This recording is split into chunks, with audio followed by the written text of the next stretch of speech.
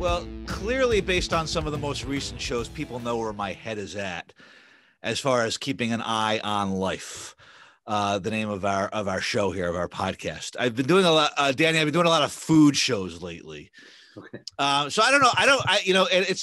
There's great content when it comes to food, and the whole premise of the show is to talk about life, right? The kind of conversations that we'd have in a coffee shop, at dinner, at a bar. I just feel like food is always such a great, it's such a great topic of conversation. There's so much to it. Everybody has an opinion. What are your thoughts on, I mean, I know you live it. We're going to get to you in a second here, but, Danny Lee, you're a restaurateur. Mm-hmm. You own restaurants, you manage restaurants. Why is culture so intrigued by discussing food? It's a fascinating subject. It's a little bizarre that it's such a hot topic, but clearly that's where my head has been lately. Yeah, I mean, not to, trivialize this, but food is, one of the basic commodities that we as humans need, right, to live. And as, times have progressed, there's been certain innovations in food that turned it not just from a contributing factor to our own survival, but to something a little bit more luxurious. And as times progress and as different technologies have developed, it created opportunities to explore food in a different way. Especially as the world opened up, where you could travel to different countries and get influences from other countries, you're exposed to different cuisines, than ever before. And I think that's one of the critical points now is, people are really excited to taste and have new experiences through food. And, again, like the dining tables has always been a medium to have discussions, right? And in a way kind of brings people from all walks of life together. And I think now more than ever, it's creating conversations about different cultures that are very necessary. And again, that's all happening through food. That's a good point. And the other thing with food that I find interesting is that I've heard there are people like this out there, but I don't know anybody that eats food just to survive. The people in my circle, I don't want to say circle. That sounds like a clique. Everybody's involved. We try to engage as many people as possible in the circle. If I say circle, that sounds like I'm like, oh, you can't be in this group. Trust me, my group is not that cool. But I do find that the people who I know, the people with whom I associate, family, nobody that I know just says, oh, you know what, I'm going to grab this quick, tasteless food just to fill myself up, just to nourish myself. It's usually an event. We're going to go out to dinner. We're going to go to this festival, or everything seems to, even when you go on vacation, I feel like everything revolves around food. Even if you're sightseeing, you're like, well, what time's the next meal? Yeah. It's just an interesting thing in society, but we're going to get some more of your insight today as somebody who is on the front lines of this. So you're listening to the Eye on Life podcast. Like us, share us, follow us. We have Danny Lee with us, who is a restaurateur out of Washington, D.C. And let's just get a little bit of your background, Danny. Kind of how did you get into the business of food? I know it's not easy. Mm-hmm. You have to really, really love it, from what I've understood. There's a lot of time away from family, a lot of time in the restaurant, and then when everybody else goes home, you're still there. So, why was it something that you chose as a career? You must really love it. Yeah, it's funny that, one of the things you just said was, keeps you away from your family. The reason I got into food was because it was a family business. Right. My mom was always a phenomenal cook. My parents immigrated from Korea around 1970, and she was always a very talented home cook and chef. And ever since I can remember, she always had like a little deli or food business. Especially when I was younger, she had a deli in Old Town, Alexandria, Virginia, that she ran with one of her best friends. So in the summers, when I wasn't at school, I would spend time almost every day, Monday through Friday, at the deli with her, watching her cook, watching her work. I would actually do some of the deliveries, you know, which I'm sure violates so many child labor laws now. Um, but, you know, I kind of grew up into it. And then she, you know, as I got older, she sold her share to her friends so she can concentrate on raising my sister and I. Um, then my father passed away when I was in high school. So my mom needed to find a way to really support the family. My sister was in college at the time. I was a freshman in high school. And she had a fellow alumnus from the University of Illinois named Charlie Chang, who was a local restaurateur who had a chain of Chinese restaurants. And he won a bid to open up a a fast casual Chinese restaurant in Reagan in National Airport in 1997 when it opened, but he didn't want to operate it. So he asked my mom if she wanted to run it. So she did. So in 1997, when National Airport opened, at least the new National Airport opened, she had a restaurant called Charlie Chang's Kwai in there, where even though we're Korean, we're running a Chinese restaurant. She had to learn how to cook Chinese cuisine.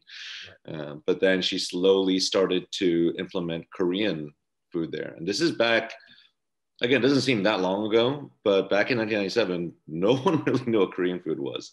People were really unfamiliar with kimchi, bulgogi, gochujang. Now you see it in Safeway. Right. Back then, it was very novel. And, you know, at the airport, you know, you have every person from every walk of life coming in, you know, because it's an airport. And they would come in and they expect to see orange chicken or beef and broccoli. And then all of a sudden we were doing bulgogi bowls. And people would try it out and they'll taste it and they'll be like, what is this? You know, this is so good. I never had anything like it.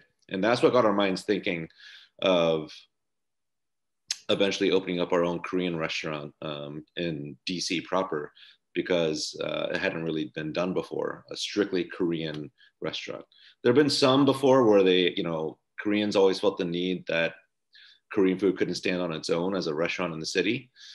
So they always had a sushi bar attached to it or, you know, something else. And, you know, we wanted to do it. So anyway, so throughout her lease at the airport, you know, I went to college, would help out whenever I could. After college, I got a job working at a law firm, but through there, I met a friend who was managing a restaurant called the Ocean Air, which is a chain of, you know, kind of a high-end seafood destination. I used to love that place when I was in DC, Ocean Air. I love that. That was really good. Yeah, really good. Yeah. So I quit my job and I think I started off at like $7 an hour, just like doing like back office work. But you know, the team there really took me under their wing. The chef, Rob Klink, there kind of became my mentor and kind of guided me through how to work professionally in a serious kitchen. And I, you know, moved all the way up to manager and management, but I gravitated towards the kitchen. Simultaneously, my mom's lease was coming to an end at the airport and they wanted her to stay, but they said that she would have to turn into a Panda Express and pay this massive franchise fee. That is when my sister and I and mom all talked and said, you know, it's finally time to maybe open up our family dream of a Korean restaurant in the district. So we found a space on 18th Street, right south of Adams Morgan. And in November of 2006, we opened up Mandu, which was our first restaurant in you know, that we owned in the district.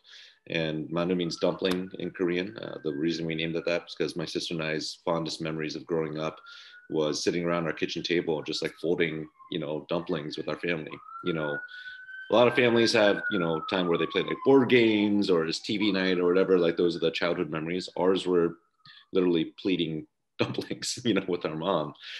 So we thought it would be fun and kind of nostalgic to name the restaurant after that. So we opened that in 2006. We were not good when we first opened. We weren't ready.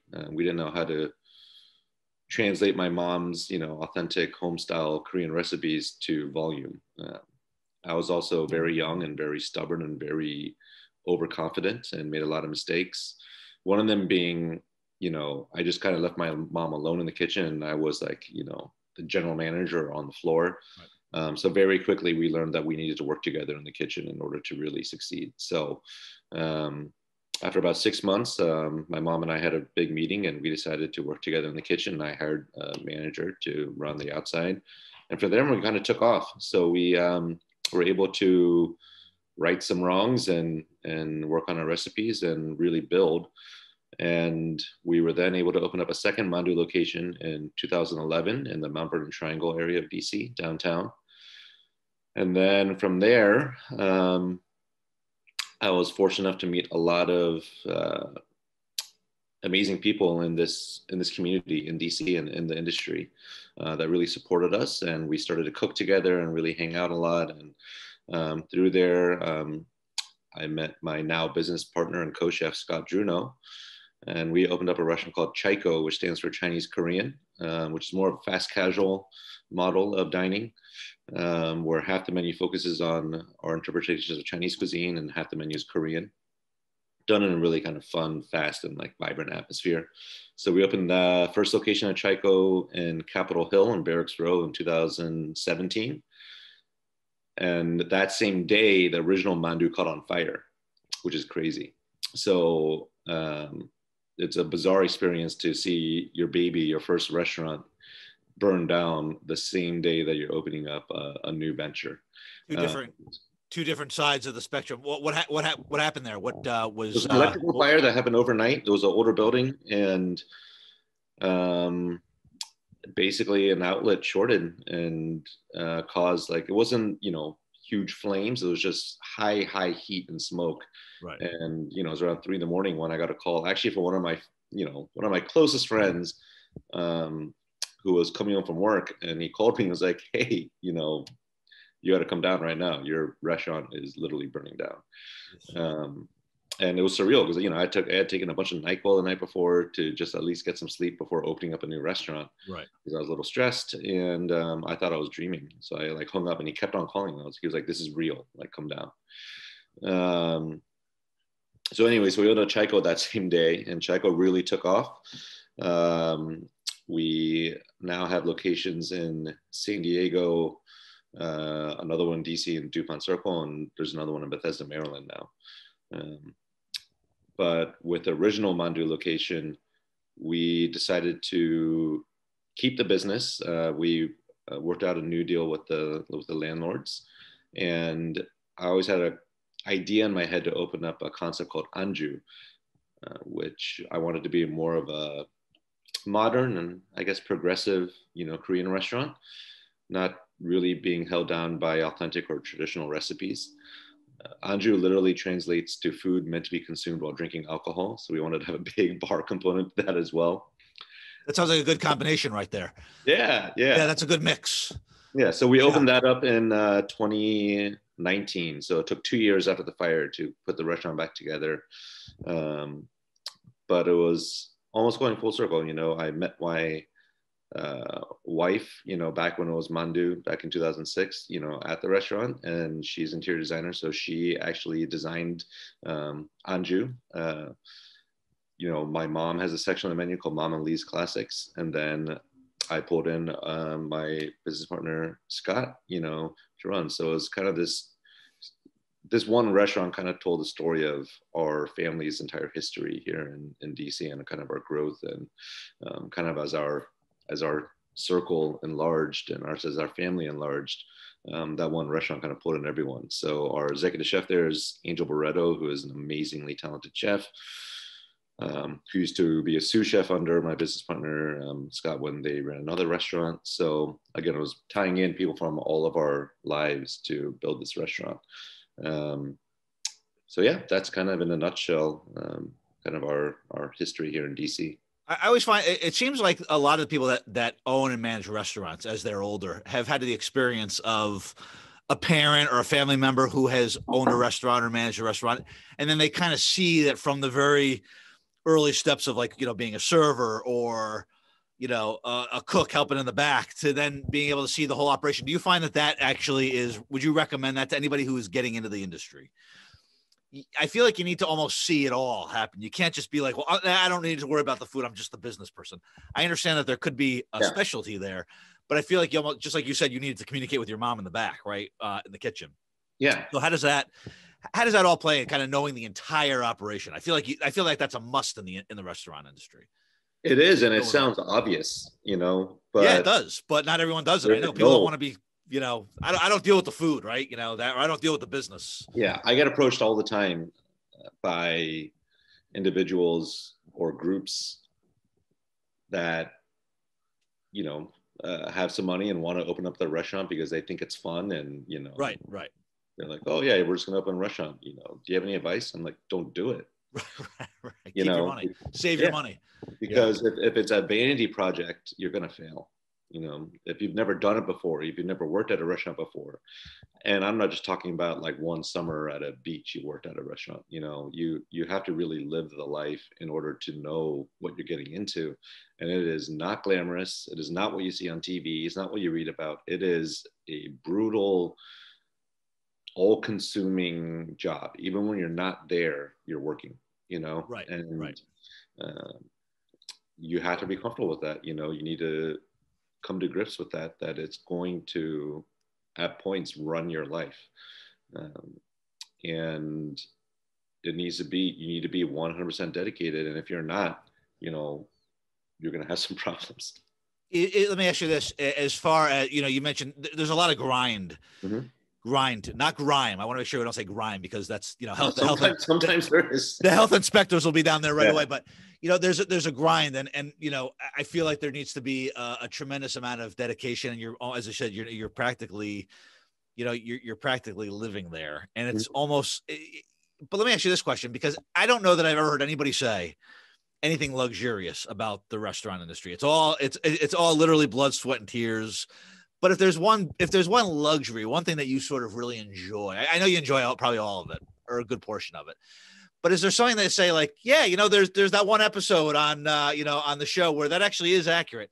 Is there anything luxurious about it, or is it just constantly a grind? Well, first of all, I love what I do. Right. And that's the other key to this formula of being successful in this industry, is that it's not just the dedication, but it's the passion and love you have for it, and maybe it's because I grew up in it and, saw my mom, but I am 100% in love with what I do. And I'm very happy doing what I'm doing. I go into work and there are times where I'm just like, this is amazing, that I get to do this for a living. In terms of, luxury or, some of the, perks, honestly, it's the instant reward of seeing a packed restaurant, sending out a dish, or a cocktail, and having, a sight line to that guest who takes that first bite or that first sip, and seeing that gratification on their face, is an indescribable feeling. You feel it's instant reward of all the hard work you do. Let's talk a little bit about the customer, okay? Because I know we've talked about customer service, the customer experience. I have a couple questions about customers, kind of light questions, but I'm always, you see these shows on TV, and I know that it's dramatized. I understand that, Yeah. but we all know, like, I feel like once you enter a restaurant, whatever's going on in that neighborhood or that city or that society, it's like the restaurant is like its own little ecosystem, I feel like. Mm-hmm. Mm-hmm. So a couple questions for you. You brought up the idea before about the Korean food. Mm-hmm. Do you think that and I'm not talking about foodies, I'm not talking about people that are really into food, but do you think that just normal people even know the difference between Korean and Chinese and Vietnamese and Thai? Or do you think that they're just going to a Korean restaurant thinking, yeah, I'm getting the the egg foo young and the lo mein? I'm curious if people actually, if there's and I'm not saying I'm such a huge food expert, but I know food enough to know if I'm going out for Korean or I'm going out for Chinese. I understand that much at the very least. But do you think that people do they understand when they come to your restaurant what they're getting, that it's not like, take out Chinese food, it's like actually Korean gourmet fusion, that kind of thing? More so now. I think it depends on where you are. I think if you're in more of a, dense,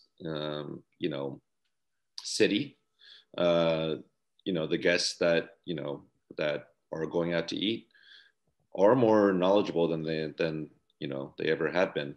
When we opened up Mandu in 2006, again, that doesn't seem that long ago. Right. It was only 15 years ago, but we would have guests almost weekly come in and be like, where's the sushi menu, Right. at a Korean restaurant. Right. That doesn't happen anymore. So I would say that there's been a ton of progress. And I think part of that is um, due to TV and the internet. Um, there's a lot more programming that features, Korean cuisine or Chinese cuisine or Japanese cuisine that differentiates, the cultures and cuisines, from each other. And even going to, your generic, Safeway or Giant, grocery store and going through those honestly terrible international food aisles Right. to see the kind of expansion of those aisles and the products they carry, I think shows a lot and tells a story. You now see kimchi, you see gochujang, you see various types of gochujang in a Safeway or Giant, which is something that still shocks me. So to answer your question, yeah, I think it's growing in terms of the educational aspect of guests knowing the difference between the different Asian cuisines. Is there more work to be done? Of course, but again, Korean food is still relatively new to the market. I mean, it wasn't too long ago where people thought authentic Korean food was barbecue, was Korean barbecue, or grills on the table. And if you didn't have a grill on the table, people were like, well, are you really a Korean restaurant? Like Korean barbecue is such a minuscule part of Korean dining. It's important, right? And it's very popular, but there's so much more to Korean cuisine than barbecue. But since that was the medium in which it was the best way to promote Korean dining in the States, I get it. That's what was popular. It's more accessible. But if you see just progression in the past 30 years of going from only barbecue houses to now you see Michelin-starred Korean restaurants doing progressive food. Anju got #1 in the Washingtonian Top 100, last year, which still is amazing to me. Like you're seeing that progression in Korean cuisine happening in the States, which again, to answer your question, I think shows the growth of knowledge that diners in this country have.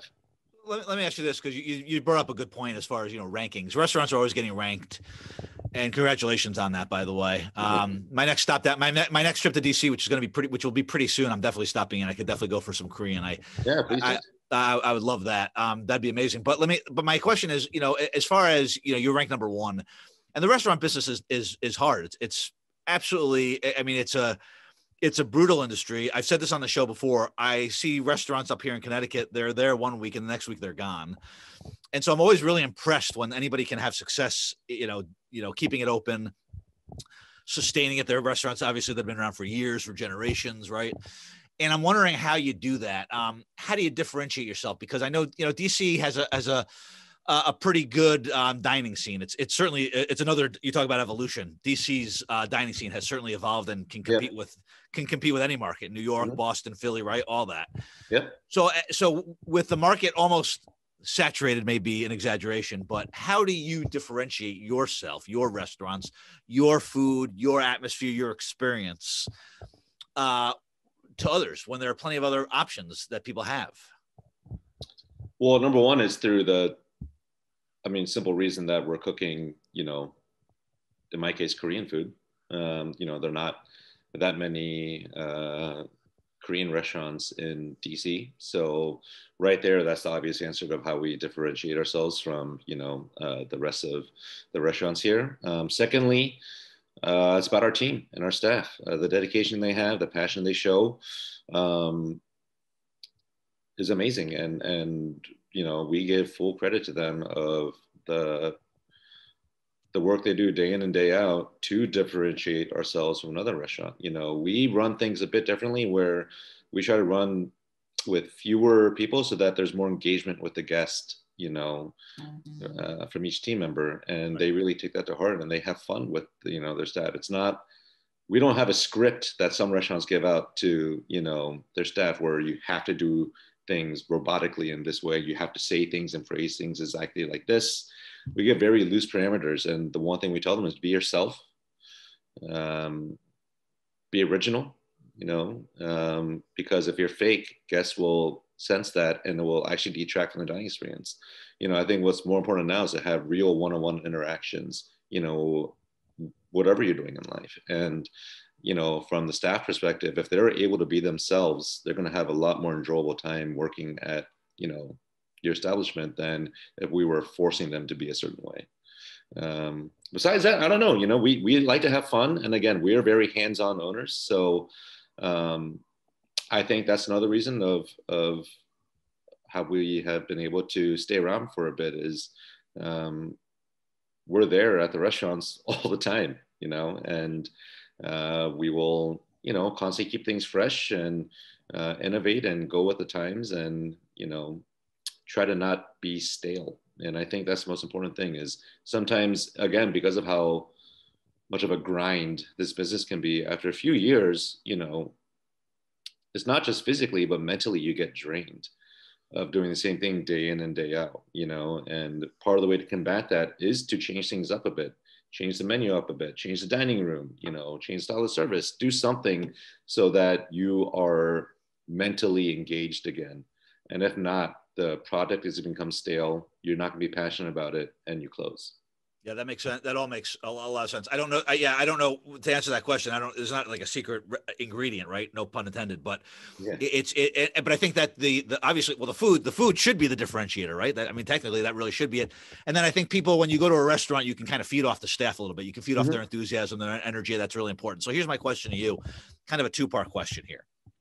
As a restaurant owner, someone who's been in the business for a long time, when you go into another restaurant, because I'm sure you eat out, obviously, you go to other restaurants, what do you have a different lens? Do you go in as a customer, or do you go in as someone who's maybe doing a little bit of benchmarking, a little reconnaissance, a little bit, how can I maybe take some best practices here and apply it here? What are they doing bad? What are they doing great? Or are you just chilling out, enjoying your meal? Both. Especially when I travel, I will look up restaurants that I've read a lot about and I've always wanted to try just for educational purposes, and taste what a specific chef is cooking. And we all do that. We all go to each other's restaurants and taste and get inspired by that. But an everyday dinner that my wife and I go out to, I actually try to turn it off because I want to enjoy myself, right, and enjoy a meal at a restaurant. And it's hard to do that sometimes because you notice certain things that maybe you would do differently. But at the same time, if I went into every dining scenario where I'm a guest and was critical about everything, I would just be having a terrible time. I wouldn't enjoy myself. So again, I try to go in and just relax and enjoy not being at work. Can you do? Here's a question. It's kind of a random question, but I'm curious. Do you ever eat at your own restaurant, or is that not relaxing? No, can't really do that, right? That's no. Yeah, do owners do that? Do restaurant owners do that? Will they go in and just say, you know what, I'm going to go eat. I love my food. I love my staff. I'm going to go in and chill out tonight and just relax and have a nice meal. Or can you not really do that because you're constantly working? Probably. Some do. Yeah. I don't. Not for any specific reason. I think especially being in the kitchen, we're tasting things constantly where you want to eat something else when you have a free day. Right. I've always wondered that. It's like, it's like if you work for like a sports team, I'm like, do you go to the games too? Like that kind of thing. Yeah. But here's another question I have for you, going back to the whole customer thing, right? Because, we've a few shows ago, we've talked about, the old adage that the customer is always right, which I think is antiquated, but nonetheless. But here's my question for you. Obviously, you strive for perfection. We all do, right? When it comes to our work, but obviously sometimes something happens, right? Sometimes it's beyond our control. It escapes, right? Something goes wrong. A wrong meal goes out. It's not cooked correctly or whatnot. And as the customer, the customer has a right to, send something back or request a change, right? I think that's fair. Yep. But what is the threshold for you, for your staff, for someone who comes in and is maybe, a little bit overzealous. Maybe they feel entitled to, treat someone in a certain way. Maybe they've had a bad, not that it's an excuse, but they've had a bad day and they're a little ornery. What's your threshold for, yes, ma'am, yes, sir, we'll take care of that for you, or you're not talking to my staff that way, please leave my restaurant? Yeah. I've always wondered how that works. We will do anything within reason to accommodate a guest. If it's within our ability to do something, we'll do it. At the same time, we will also back up our staff whenever those situations arise. So if there's and again, we're fortunate enough where, we haven't had many instances, in dealing with this, but obviously being a restaurant, you're going to have some. And, if a guest is asking for something ludicrous or treating a staff member poorly, we will immediately address it. And if it's something, for instance, if it's if they're at one of my strictly Korean restaurants, they ask for something that's not even Korean and on the menu, we'll just simply say, we literally cannot make this. Like someone asked for a hamburger for their kid, Right. And I was like, we don't like, they're like, well, you have ground beef, right? I'm like, yeah, but we're not a hamburger restaurant, we're a Korean restaurant and we use that in a different way. They're like, well, we don't understand why. And I'm just like, honestly, we're just not going to do it. Like we're not going to make hamburger right now. So this is a good chance for the little child to try Korean. That's a great way to get them to increase their knowledge of Korean food and culture. Yeah. But I get that. Yeah. There's a certain point where it's just like, why did you come here? If you knew we were a Korean restaurant, how could you expect us to have a hamburger on the menu? So those are the types of requests that we will obviously say no to because it's just absurd. Again, the other situation is if a guest is being outright rude to a staff member and treating them as their own personal, just treating them as their employee as opposed to, a server who's doing a professional job, which is service. And that's when you see some guests cross the line and a guest will inform management and then we handle it from there. So when you say the customer is always right, every restaurant or anyone in the hospitality industry still tries to work within that mantra, but there are exceptions. COVID exposed a lot of those exceptions, right? Where you had guests come in and not following, a specific restaurant's safety protocols, right? Health and safety protocols about wearing a mask or distancing, and so on and so forth. And you heard stories across the country of restaurant owners kicking guests out or guests flipping out on the staff for, being told to follow certain procedures. And that created a very, very difficult scenario for a lot of those restaurant owners. Thankfully, we didn't have to deal with any of that. But, I know several people who did. It's odd because I feel like there are certain atmospheres or places in society where, people start to really feel entitled. And I'm sure the person who goes into a restaurant and acts like a complete jerk, I'm guessing they're probably a jerk outside the restaurant too. So I'm not saying that it's cultivated in the restaurant, but people go to restaurants, they get on airplanes lately now, right? Sporting events, Mm-hmm. People feel entitled to do whatever the heck they want to do. And I don't know if they feel like there's no repercussions or there should be no consequences. I don't know if there's, I guess there might be alcohol involved sometimes. That's not an excuse, but I feel like the restaurants are one of those places where people go in. And I'm not saying that there's a switch. I bet you that person feels entitled in other parts of life as well. Mm-hmm. But they feel like it's almost like that person, they own that server now for the next hour and a half, right? I'm paying them, I'm tipping them, and so therefore I can really talk to them however I want. And I just don't understand that sense of entitlement. I think it's gotten worse. And you hear about it all the time now, and I see it in restaurants too now, more than I've ever seen it before. It's just kind of disgusting. I don't know. It's very unpleasant. And now people have, now everyone has their phones, so people can take the footage and say, look at the way this person's acting at the restaurant. But I don't know if if you experience that too much. Hopefully you don't, but it just, there's a entitlement is really a poison, I think, these days. Yeah, I mean, it's again not just specific to the restaurant industry, but in all walks of life. Entitlement, is a vicious beast, and when you encounter someone who's entitled, it is not a pleasurable experience, and it is highlighted in the restaurant industry by how some guests act. But again, it's not specific to just our industry. It's a problem everywhere. It's a problem everywhere. And let me ask you this, because we talked about this a little bit on Barber's show, and I want to ask you a little bit about this now, as it relates to the restaurant business and personal for you. The other piece of entitlement is that I feel like now more than ever, people feel like they can just say whatever they want to say too, right? It's not just actions. People say whatever they want to say.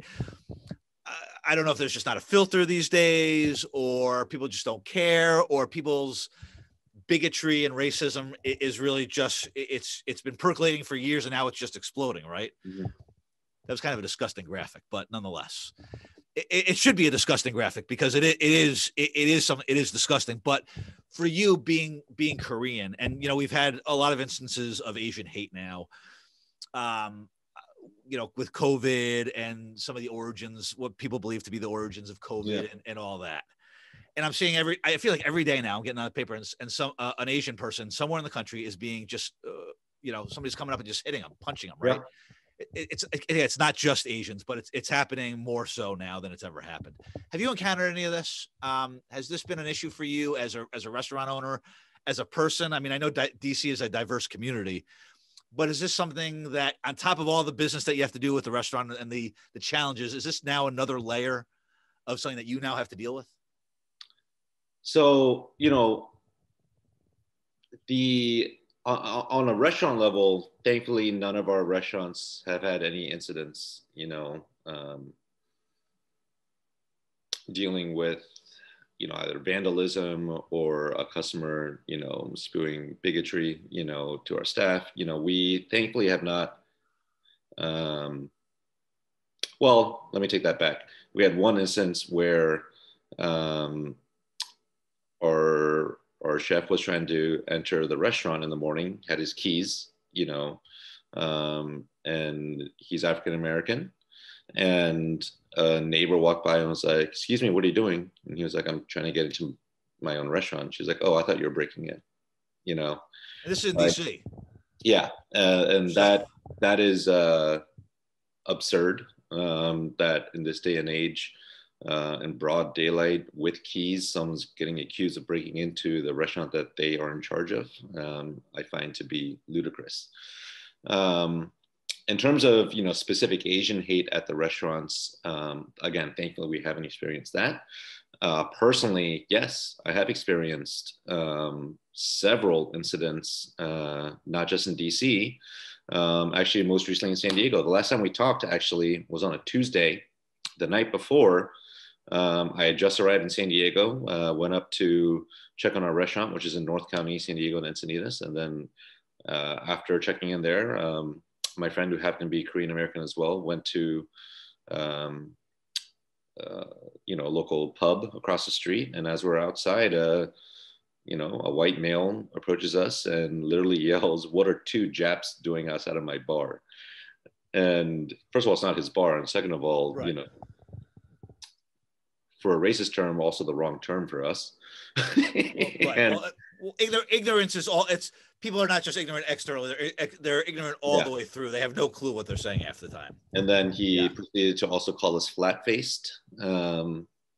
And again, this is in Southern California, specifically in San Diego, where a lot of people think because it is so heavily skewed on the liberal side that racism doesn't exist, or that can't happen in their community. Right. And that's one of the most dangerous thoughts to have, is that you live in some type of bubble that's protected by racism because you are liberal, right?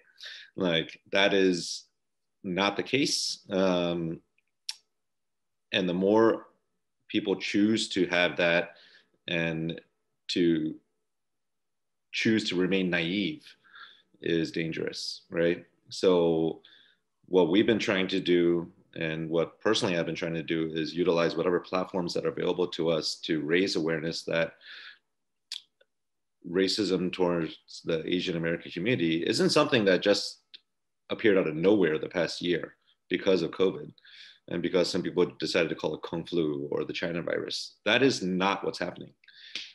It's been around ever since we've been in this country, for centuries, you know. And looking back on just my personal life, I look back to my childhood growing up in an extremely white dominated, you know, society and neighborhood, and seeing a lot of those blatant racist acts happen to me, but I just went along with it. You know, I laughed it off because that was part of normal life. You know, I talk about this all the time, but, you know, the term Asian is new.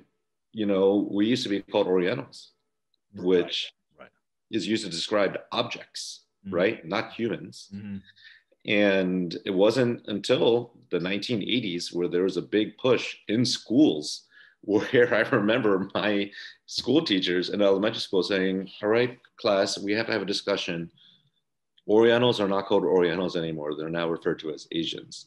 Right. And, you know, if you think back, like that is a crazy thing that only happened in the 1980s, right? Not that long ago. Yeah. Really And I think it's, you know, has there been progress? Yes. But again, we have always been known to be this, you know, docile, keep our heads down, work hard, study hard minority, right, in this country. And that's the danger of what's now called the model minority myth, is that Asians are known or thought to be very successful because of how we acclimated to society and how we're subservient to the white majority here, right? Right. And what the model minority myth does is it creates a wedge between specifically the Asian American community and the African American community, because you have white supremacists saying, oh, hey, African American community, if you were just like the Asians, you'd be more successful than you are now because they got here after you, which is one of the most ludicrous and racist things you can ever say, right? And it is done in order to pool resources from each of the African American and Asian communities to fight each other, as opposed to unifying and trying to create a better world where all minorities are represented fully in this country, right? As opposed to fighting each other. And that is something that I've tried to focus on, especially in the past year, is interracial solidarity, supporting each other's causes, supporting each other's communities, lifting up each other's voices, right? So that we can battle the ultimate enemy, which is racism, systemic racism, bias, and white supremacy, that unfortunately is still a huge problem in this country. And people need to wake up to that fact and realize that. So for example, when you had that experience out in California, how do you handle that? Is that something, do you stay quiet? Do you, I'm not saying, you know, start a fight with some ignorant, you know, individual who doesn't know what they're talking about, but how do you sort of handle it externally and internally? Because it's very hurtful, and obviously no one likes to, you know, no one should have to go out in public and, you know, be accosted like that by someone who is just hateful. So how do you handle it? Externally, you know, it's very nuanced, because especially in that situation, you know, we're in a small town in North County, San Diego. I was actually not sure if we got into a fight, like if we, you know, because he said something, you know, would we be charged? Right. Right. You know, we don't know. Right. Ultimately, what would happen there? So I had to do a really quick kind of cost benefit analysis of, was this idiot worth me getting arrested for? Right. Was this idiot worth me possibly tarnishing the reputation of our business, which was right across the street? Right. I don't know. So we basically laughed in his face, told him he was an idiot, told the bartender, who happened to be a friend of ours, and he got kicked out. And then he actually got blasted on social media. There's, I guess, a page out in that town where they have had incidents of you know, problem guests at all along, you know, all the different restaurants and bars in that town. And they posted a picture of him and his name and said, "This is what happened. This is what he did," just to let everyone else know. You know, Good. Internally, it's rage. You know, it's anger. It's you feel defeated. You feel helpless. Um, and it influences your daily decisions. Maybe I'll walk on this side of the street, or maybe I'll Uber instead of taking a 5 block walk home. Right. More importantly, you know, my wife and I were just talking about, you know, we just got back from vacation. For the first time, we had to sit down and actually pick where we thought was the safest area to go to, you know, on vacation. Right. And honestly, it was Hawaii. and that was the only place where we thought we could feel, you know, at ease and relaxed. Well, at least that's a good place to go. But I understand. Yeah. But the point though is that no one should have to actually, you know, determine their vacation spot based on safety. In 2021, I find it absolutely absurd that we had to have that discussion. Well, it is absurd, and the thing that I don't understand, and again, you know, I'm Jewish, and so, but nobody knows that I'm Jewish. I mean, if nobody looks at me and says, "Oh, you know, that person's Jewish," right? Mm-hmm.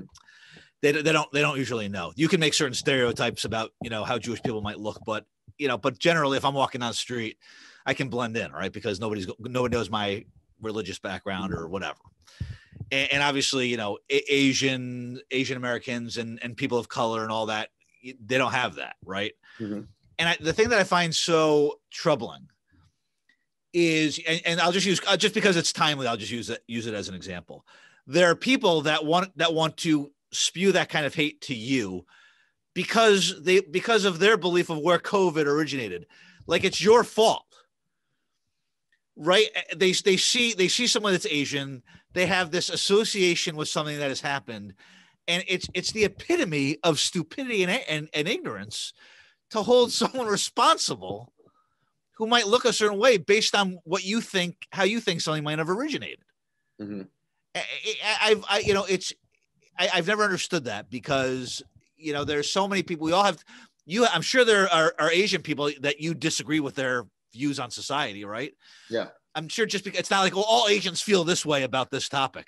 So it's bizarre to me that somebody would pull somebody out and actually go up to them and discriminate against them based on something that that is not even indirectly, you know, responsible for. That you have nothing to do with it. You're sitting here running your business, you're contributing to the local economy, and here's some idiots coming up to you and saying these, you know, these slurs.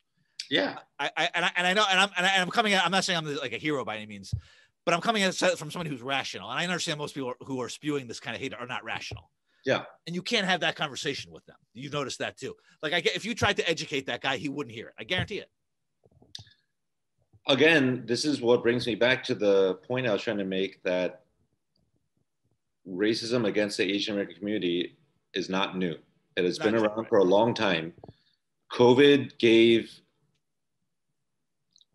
these people a mechanism of which to feel emboldened to say these things that they have always felt, right? Like, these thoughts didn't come from nowhere just because of coronavirus, right? Like, right. That's what I said. They've been percolating for years. Yeah. And it's, it created a scenario in which they could use something like COVID as a platform to spew their racist thoughts and bigotry. And again, it's stuff that they have always held in, and then now, for various reasons, are emboldened to vocalize it. Well, you know what? I'll just say to those people, you know, thank you for at least showing your true colors. It's almost, you know, I know it's like a double-edged sword here. You want people to kind of keep that ignorance, you know, to themselves. But it's not like that guy, for example, right? Let's call the people out. Let's show your true colors. If you're a raging racist, and it takes something like COVID or takes something like another incident to build that to the surface for you and have you actually just let go, we want to see that out of you. We want to see how ignorant you are, how stupid you are, and we want to know that you're part of the problem with society. And maybe by knowing who those people are, we can start to heal, maybe start to educate. And, you know, we're not changing the world, obviously, with one podcast, but at least start to call people out. And maybe some of those people would be willing to be educated. Who knows? Yeah. Some would be. Usually they only want to be educated after they're caught. But nonetheless, so keep doing that, everyone. If you're brewing with racism, let's see it come out. Just don't, try not to say anything to anyone too much, because we don't want any violent acts or anything like that. But let us see who you are so we can call you out and everything. I know there's some people I know it's probably extreme. I'm not saying literally we want to see all the racists out there, but it's unbelievable how people show their true colors. And you're right, it's been going on for a long time. It's not just over the past year. Final question I want to ask you. On a happier note, we had to cover that. I thought it was important to get your view on that, and to let people know where you're coming from on that. But as far as the restaurant go and your next steps, obviously you've made it through COVID. Congratulations. If congratulations probably isn't the right word, but a lot of restaurants didn't make it out of COVID. So what are kind of your next steps? What are your next, what excites you any new specials or dishes or restaurants that you have coming on or anything like that we can look forward to? What are your kind of next steps as a restaurant owner in Washington, D.C.? Yeah, I mean, I think it's important to point out that we are still in COVID, even though cities have released restrictions, we are still being as careful as we can be and working off our own timeline. Our full service establishments are what I'm looking forward to is slowly in phases reopening all aspects of service, right? So, we have dine-in available. At Anju, for instance, we just opened up the bar this past weekend, limited seats, but God, it felt really good to see people at that bar, and having a drink. The next steps would be for the other restaurants to slowly phase in dine-in service again. So Chico Bethesda, we opened up our indoor dining room for the first time, actually. So we actually opened in the beginning of this year, in the middle of the pandemic. So for 6 months, the dining room just was dormant. We only were doing takeout and delivery. So that was very exciting to finally, showcase the dining room that we had put together at that location. And then for the other 2 DC restaurants, we have that planned out as well. So again, I think it's responsible to work off your own timeline and make sure your staff's comfortable and ready to do so. But for us, it's exciting to put the pieces of the puzzle back together again. Well, congratulations on all that you're doing. And for people that want to find out more information on you and your restaurants, and if you live in DC, certainly frequent these restaurants. They're amazing. And if you're outside of DC, people are always coming to Washington, DC for pleasure, for business. They want to find you guys. Where can they find out more information on your restaurants? Sure. The Chico restaurants, you could go to www.mychico.com. That's my, then CHIKO.com. Then there's also anjurestaurant.com. Anju spelled ANJU.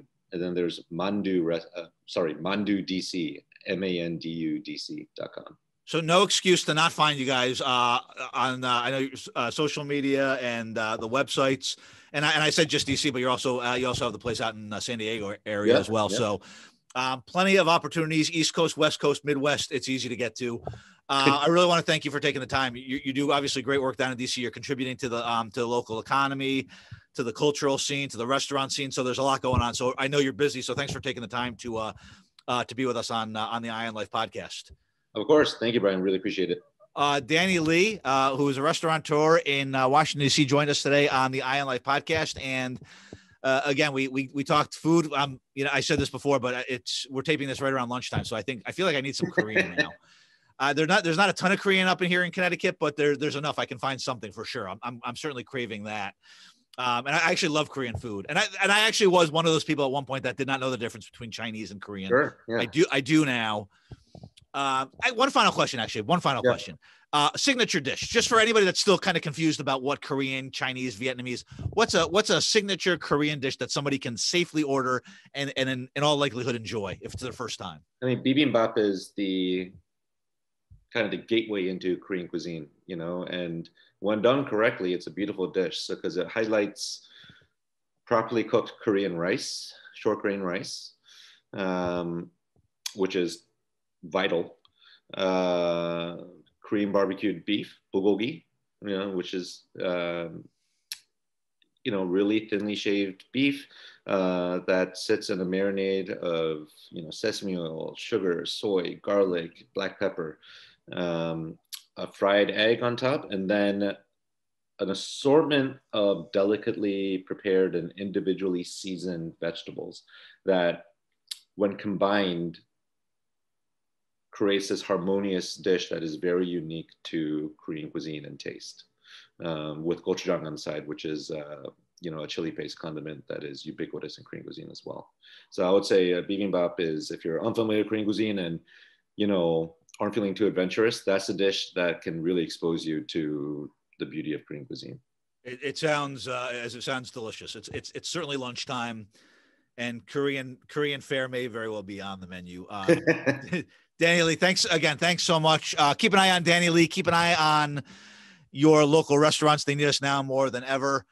Keep an eye on people as well. I think it's one of the things I think that's helpful, because you talked about the racial incident in California. And if enough of us step up and say something to the individual who is berating someone for the way they look or, their culture, I think it's important for us as individuals, as humans, to, and I don't mean to sound hokey here, but to step in and say something. I'm not saying you need to get in a fight, but it's not okay.